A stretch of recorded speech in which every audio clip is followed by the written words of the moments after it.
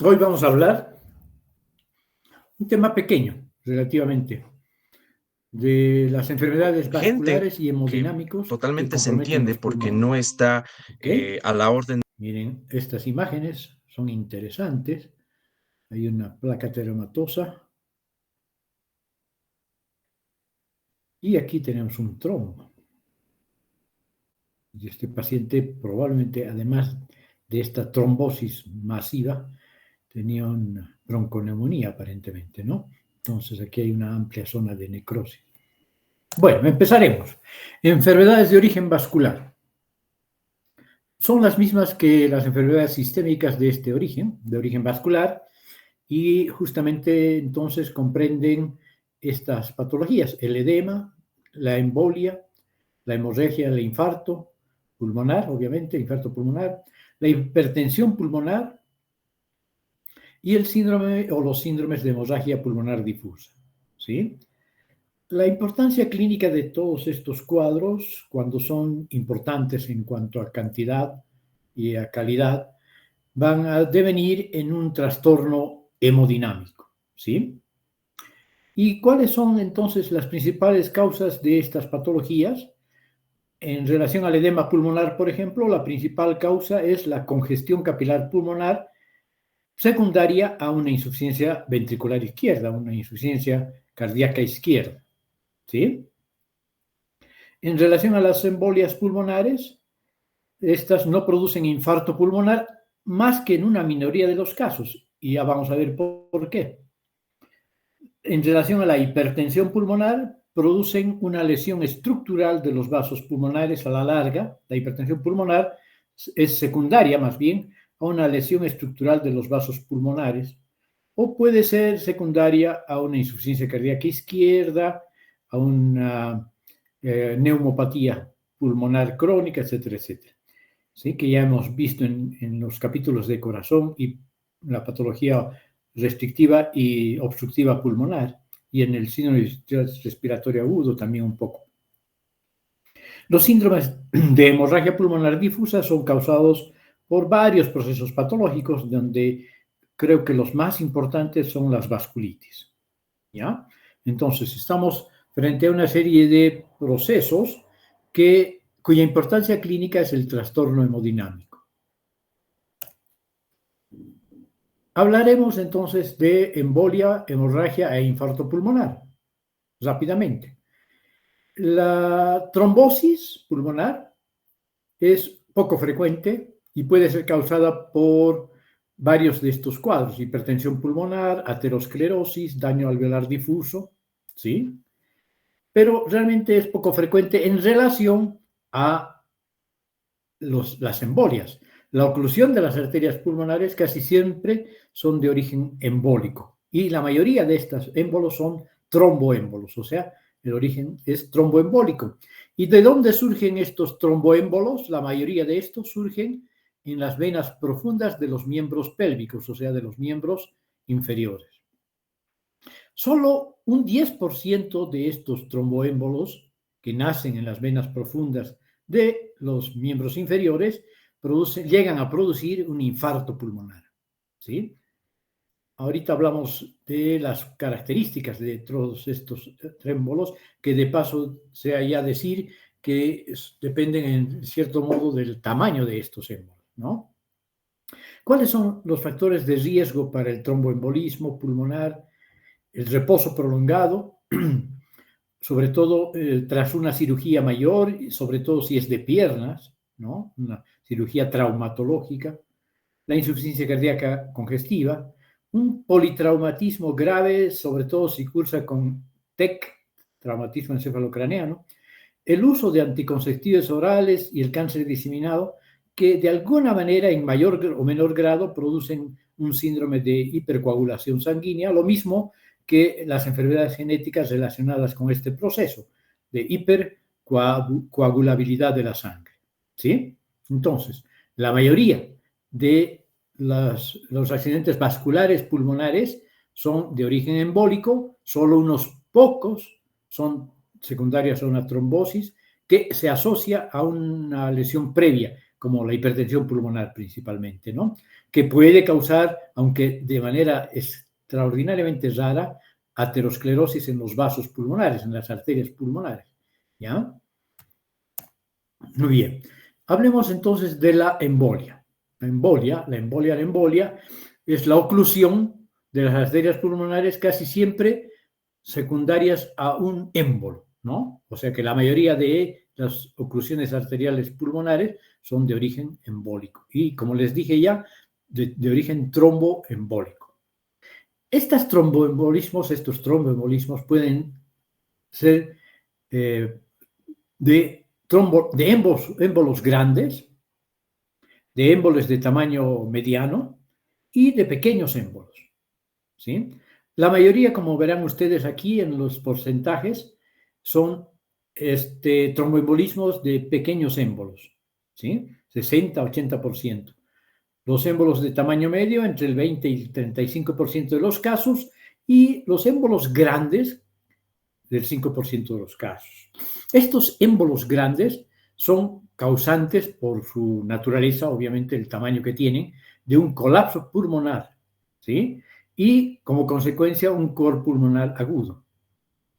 Un colapso pulmonar por un cor pulmonar agudo pueden producir un choque y pueden ser tributarios o provocar una muerte instantánea, ¿no? Un tromboembolismo masivo tiene que ser, como por ejemplo a nivel de los troncos principales o en la bifurcación de las arterias pulmonares. Los émbolos de tamaño medio inducen habitualmente a una hemorragia o un infarto, o sea que clínicamente son significativos, hay una lesión detectable, ¿sí? Y cuando son múltiples, que es frecuente que suceda, pueden causar también lo mismo que los émbolos grandes, por efecto sumatorio, vamos a decir, un col pulmonar crónico, una hipertensión pulmonar a la larga y una esclerosis, o sea, grados variables de fibrosis del parénquima pulmonar como secuelas de estos procesos. Y los émbolos pequeños, que son la mayoría, pueden incluso pasar inadvertidos, ¿sí? Ser silentes. Pero esto siempre y cuando los pacientes no tengan una enfermedad de base, como por ejemplo, e importantemente, una insuficiencia cardíaca, sobre todo izquierda. El infarto pulmonar en pacientes es la regla, en cambio, cuando estos tienen como enfermedad de base una insuficiencia cardíaca.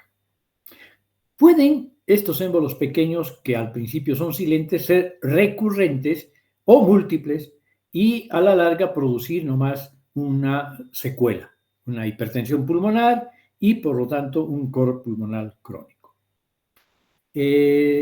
Cuando no son silentes o cuando son recurrentes, el cuadro clínico se caracteriza por un dolor torácico transitorio, pero que a veces llega a producir hemoptisis, ¿ya? Y esto también es válido para los émbolos de tamaño medio y los émbolos de tamaño grande cuando no son causantes de muerte súbita. Aquí tenemos un gran tromboémbolo cabalgado sobre la ramificación de las arterias pulmonares. Aquí uno más antiguo, aquí está fresco, es un corte pulmonar con las arterias pulmonares recién abiertas, entonces puede ver la naturaleza en fresco, diríamos, de un tromboémbolo que, como ven, es mayoritariamente rojo, pero que tiene siempre unas áreas blanquecinas que le transmiten algo de organización a este tromboémbolo para que no se fragmente tan fácilmente. Y aquí tenemos un tromboémbolo pulmonar también grande, con áreas todavía rojizas, áreas más organizadas, ¿no? De mayor cantidad de fibrina y otros elementos celulares. Y aquí tenemos la representación histológica de ambos trombos. Un trombo reciente, hemorrágico, pero oclusivo, ¿no? Y aquí otro trombo oclusivo que es un poco más antiguo y en donde se nota que está mejor organizado, áreas rojas, áreas blanquecinas, las líneas famosas de Sand, ¿no? Y aquí se ve el parénquima pulmonar que aparentemente está en esta área conservado, pero debe tener, tras este tromboembolismo masivo gigante, un infarto y hasta ha sido probablemente la causa de la muerte de este paciente de cuya autopsia hemos sacado esta muestra. Aquí tenemos un tromboémbolo más pequeño que ha podido ser recanalizado, ¿ya? Y que todavía tiene secuelas, un poquito de fibrosis y congestión vascular en la periferia del tromboémbolo. Aquí está bastante recanalizado. Y cuando hemos dicho que son medianos, pueden haber infartos verdaderos, hemorrágicos. Los infartos pulmonares que se asocian a estos tromboémbolos de talla mediana, sobre todo, suelen ser hemorrágicos. Y esto es explicable porque el pulmón tiene una doble circulación. Por un lado le llega sangre por las arterias pulmonares y por otro lado le llega sangre por las arterias bronquiales. Por lo tanto, suele ser un infarto hemorrágico, no isquémico propiamente. Aunque en principio es isquémico, pero como le llega sangre por la arteria bronquial también, entonces suele ser hemorrágico, como aquí también vemos. La hipertensión pulmonar. La hipertensión pulmonar es mucho menos frecuente que la hipertensión sistémica, ¿verdad? Y claro, a la larga produce cambios estructurales irreversibles no solo en las arterias pulmonares, sino también en el parénquima pulmonar, lo que exige un mayor esfuerzo al lado derecho del corazón para vencer esta resistencia que le proporciona la hipertensión pulmonar, ¿sí? Y entonces, ¿qué tiene que pasar con el ventrículo derecho? Una hipertrofia del ventrículo derecho y también a nivel de las arterias pulmonares, que son musculares y en principio elásticas, va a haber una hipertrofia de esta capa media, tanto de elástica, pero sobre todo de las arterias musculares pulmonares. Esta hipertensión pulmonar puede conducir a largo plazo a aterosclerosis de las arterias pulmonares. No es normal, no es frecuente, no es que no sea, no todo es anormal, obviamente, pero no es frecuente que haya una hipertensión pulmonar y por lo tanto no es frecuente que haya una aterosclerosis de las arterias pulmonares, porque la presión arterial pulmonar es mucho menor normalmente que la sistémica. Y como ustedes saben, tiene mucho que ver con la génesis de la aterosclerosis, la hipertensión, ¿no? Pulmonar. Y claro, como ya decía, como consecuencia del aumento de la resistencia al flujo de la arteria pulmonar, hay una hipertrofia ventricular derecha. ¿Sí? Causas. Las causas de la hipertensión arterial son dos, básicamente, ¿no? Puede ser idiopática o primaria, como en la hipertensión arterial sistémica, entonces, o puede ser hipertensión arterial secundaria. En el caso de la hipertensión arterial primaria o idiopática, el 50% de estos casos son de origen familiar, tienen un trastorno familiar. Y hasta el 25% de estos casos cuentan con una mutación de un receptor de la proteína morfogénica ósea de tipo 2, ¿no? Que este es un factor que predispone la hipertensión pulmonar. Más frecuente que la hipertensión arterial primaria idiopática puede ser la hipertensión arterial secundaria, ¿sí? ¿Por qué? Porque se puede asociar a estos cuadros que son infinitamente más frecuentes. La enfermedad pulmonar obstructiva crónica, la enfermedad pulmonar crónica intersticial, ¿sí? Las cardiopatías congénitas o la insuficiencia cardíaca izquierda adquirida por cualquier causa, ¿sí? La insuficiencia cardíaca izquierda es más frecuente cuando hay alteraciones de las válvulas izquierdas, aorta mitral, cuando hay hipertensión arterial sistémica, cuando hay miocardiopatía, hipertrófica sobre todo, pero también la dilatada, cuando hay un antecedente de infarto cardíaco ventricular izquierdo que compromete sobre todo el ventrículo izquierdo, ¿no? Otras causas, el embolismo pulmonar recurrente, seguramente asociado a trastornos de la coagulación, y varios trastornos autoinmunes que pueden favorecer la hipertensión arterial sistémica, secundaria, perdón, arterial pulmonar secundaria. Entre ellos tenemos la disfunción y la lesión endotelial, la vasoconstricción persistente, la hipertrofia de la íntima y de la media y el aumento de la resistencia vascular. La hipertensión pulmonar. La OMS nos habla de una presión arterial pulmonar media igual o mayor a 25 milímetros de mercurio, ¿sí? Comparado con 80 de la sistólica. Se puede clasificar en 5 grupos la hipertensión pulmonar. La hipertensión pulmonar que engloba diversos trastornos que afectan principalmente las arterias musculares pequeñas, de origen autoinmunitario en general. La hipertensión pulmonar secundaria a insuficiencia cardíaca izquierda, como ya hemos dicho, todas las cardiopatías que comprometen el ventrículo izquierdo, valvulopatías, cardiopatías congénitas, hipertensión arterial sistémica, miocardiopatía que compromete sobre todo el ventrículo izquierdo, etcétera, etcétera. Derivada de una enfermedad parenquimatosa pulmonar, como la hipoxemia, en este caso están subyaciendo a este proceso la enfermedad pulmonar obstructiva crónica, las enfermedades crónicas intersticiales o restrictivas y una alteración que está de moda actualmente. Incluso ustedes han debido escuchar propaganda de algunos neumólogos o de unas de estas clínicas de la apnea obstructiva del sueño, ¿no? La apnea obstructiva del sueño, que causa isquemia cerebral incluso, causa periodos de hipoxia cerebral. Enfermedad tromboembólica crónica, cuando hay tromboembolismo a repetición, ya hemos visto varios de los factores que pueden producir tromboembolismo, y sobre todo cuando hay algún factor predisponente a este mecanismo de tromboembolismo, o de base multifactorial. ¿Sí?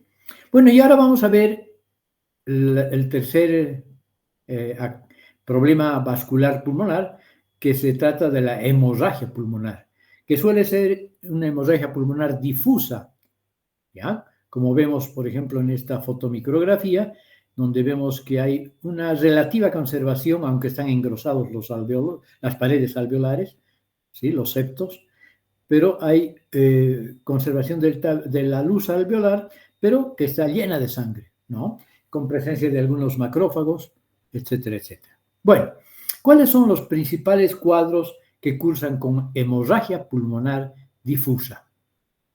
La mayoría son procesos vasculíticos o mediados inmunológicamente, ¿sí? Tenemos un cuadro importante que es el síndrome de Goodpasteur. El síndrome de Goodpasteur, que se asocia a la presencia de autoanticuerpos circulantes contra la membrana basal glomerular, pero también pulmonar, va a producir una neumonitis intersticial hemorrágica necrosante, y es más frecuente también, aunque hay la presencia de estos anticuerpos circulantes antimembrana basal glomerular y pulmonar, es más frecuente en fumadores, ¿sí? Este es un cuadro muy interesante, importante, de hemorragia pulmonar difusa. La hemosiderosis pulmonar idiopática, que causa una hemorragia alveolar difusa intermitente y como secuela deja depósitos de hemosiderina, parecidos a los que vamos a ver en la insuficiencia cardíaca izquierda crónica, ¿no? Esos macrófagos cargados de hemosiderina, en fin. La hemorragia asociada con vasculitis. Hay varios tipos de vasculitis, pero principalmente la granulomatosis de Wegener y el síndrome de Churg-Strauss, pero otras poliangitis también van a producir hemorragia pulmonar difusa. Entonces, hay una necrosis parenquimatosa por vasculitis que puede ser necrotizante, ¿no? Entonces, aquí hay muchas de las poliangitis microscópicas, pero las que más comprometen el parénquima pulmonar son la de granulomatosis de Wegener y el síndrome de Churg-Strauss, que se caracteriza por un síndrome hipereosinofílico, además. Muy bien, ese sería nuestro corto tema de hoy día. En compensación, la próxima clase la vamos a vamos a hacer un tema mucho más largo, porque ya vamos a entrar a la cápite de las neoplasias pulmonares, sobre todo al cáncer pulmonar, ¿ya?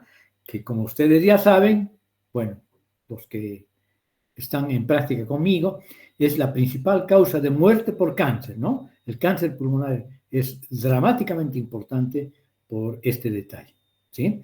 Si quieren, revisen las estadísticas.